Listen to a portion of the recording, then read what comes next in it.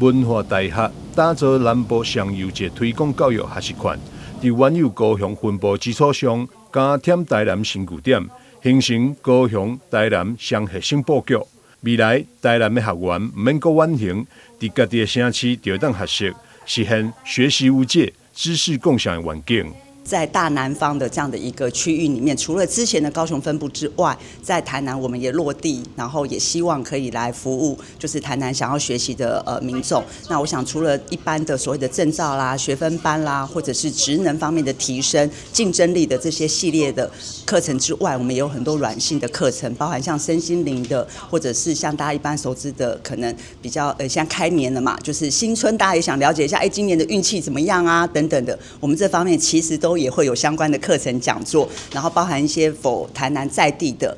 這些所謂的手作啦、藝術類啦，我們這是古都嘛，所以其實有很多文化意涵的這些的課程，那我們也會在相關的這些尋找相關的師資，然後來做這樣的一個開設。文化大學教育推廣部台南分部在13日正式開幕，特別邀請到台南市兩位副市長趙清惠、江玲煌共同參與揭牌儀式。請揭牌。副市長來往下用力點，謝謝。文化大學呢，我們一直崇尚的2大教育主軸，一個叫做運動健康，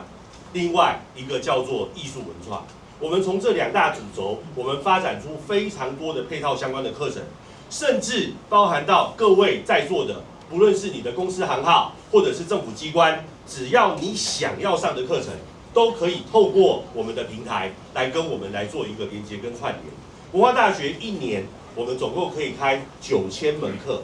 我們1年的學員人數大概是在15萬左右。我們相信，在台南分部再增加了以後，我們應該有機會再推到17、18萬，應該沒有什麼太大的問題。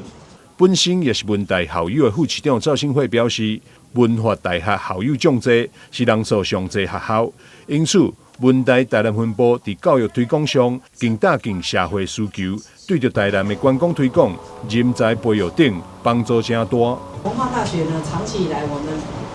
所有的校友應該是專攻上濟校友啦，就所以我們在推廣上，當然就要更貼近這個社會環節的需求。所以剛才校長提到的，包括藝術啦、觀光啦，或者是我們隔壁的這個芳療啦，還有綠色休閒，我想這個都是校長